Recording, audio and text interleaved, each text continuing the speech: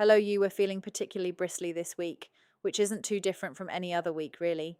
Last week we spoke about mid music and how why our perception of good might be flattened. This week the squeeze is tighter and more often on superfans. The smallest percent pays the highest prices for devotion. $4.3 billion opportunity. Songs Brew editorial Goldman Sachs industry analysts label superfans as a $4.3 billion opportunity. Obsession has a price tag. It's not about listening, it is about spending. Not people, just currency. A stan with deep pockets, there have been and always will be stans. The suggestion that it is a portmanteau of fan and stalker seems plausible, since we know Eminem loves playing with his words. Since Stan was released, it's become the term people call themselves or others who are really big, maybe OTT fans. What are you worth in the industry of yesteryear? Labels wanted millions of fans to buy CDs and tapes for between 5.15. That was the baseline. T-shirts, gig tickets, they were a premium, and mostly for local fans. Not many people were traveling the globe following their favorite stars.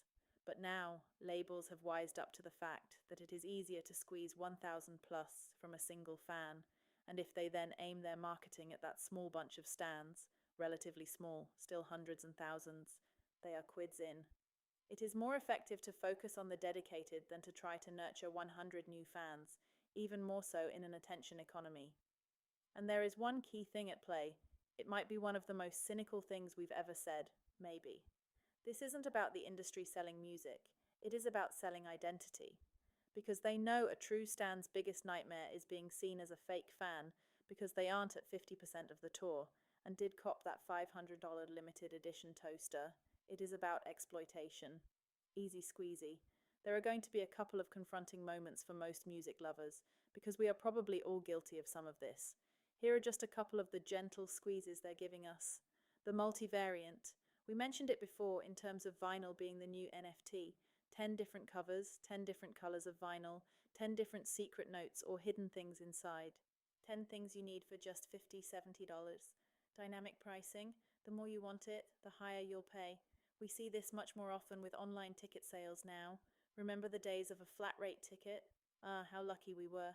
That big fat parasocial paywall. A doozy, because that VIP ticket that gets you in the armpit of your favorite artist can run you anywhere between 400, 4,000 plows, all for a 10-second rushed photo to commodify a relationship that isn't real. Verified fan gatekeeping. Aren't you on the pre-sale list?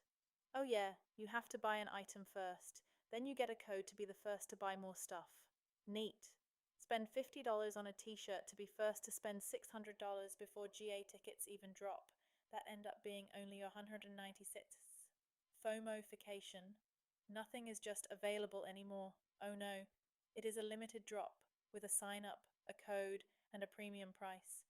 And they know you're probably going to pay it after going through hoops to get to the end.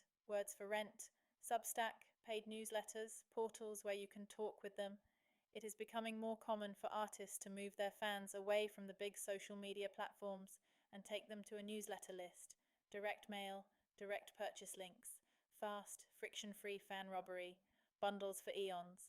This one did cause a stir, but it wasn't banned. In fact, fans love them. A bundle of music, collectibles, t-shirts, and digital experiences. Interesting because they still count for music sales on the charts. The numbers here are arbitrary, and no, you're not forced to buy any of it, but you're probably not a stan, and really, if you're not, you won't ever understand how easy it is to qualify all of this as fine. Stan enforcement. We're in a beautiful time for labels and artists. They are rarely called into question for the price of anything. If a complaint hits socials, there are more comments with if poor just say that than, yeah, they are OTT pricing. The extraction era runs on the fact that stans run the show. True fans find the funds. True fans foot the hotel and travel bill. True fans have a limited drop worth $1,000. They conditioned themselves and others to believe that a critique of any song is a direct shot at the artist. It becomes a cult, slugs for salt. We love to sling out, support the artist, as if T Swift is a starving artist, random pick, replaced with any chart artist. The industry, and stands with it, have weaponized the starving artist to a point that billionaires dining out on the finest foods rely on our $1,000 tickets to live. Enjoy the music, sure, but win the merch war too. Run your credit card through, because if you aren't doing your part, how will they survive? Going back to the brokey who can't afford the tickets. One of the peak toxic issues is that the extractive era runs deeply on stans, calling other stans, and us average fans broke for not wanting to spend a month's wage on an item or four. Brokey, or being too poor, is used as a weapon to silence discussion about price gouging, trying to outbuy each other for sport. No one likes to look poor, and then the argument shifts to personal finance, not the industry. Nice. At this point, the artist isn't even a person who makes songs. They're a cause. And you don't negotiate the price of a cause, you just pay it.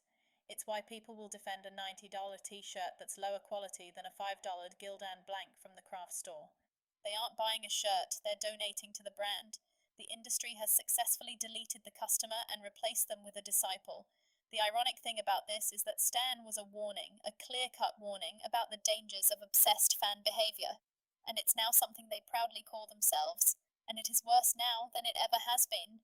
Labels aren't trying to stop it. They are feeding the machine. They need the big numbers in the quarterly report. And the truth is, the artist won't ever know you by name or see your face, no matter how much you spend. The extractive era is a music smash and grab. How much can they charge? How far can it be pushed? They focus on the whales, the stans, the fans who are willing to drop thousands. You can only squeeze a lemon so much before it is dry, and you need to move on, find a new one. Juiced out, the industry is making record-breaking profits quarter on quarter. Music is a high-stakes transaction, and the sad truth is that you'll never be able to tell a stan it is too far or too much.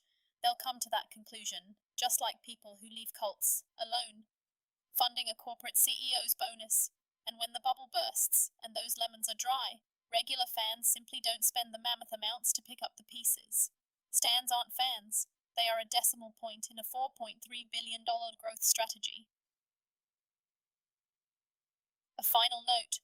The original Stan died for a reply that never came. Modern Stans are just dying for a receipt. Us. Until next time.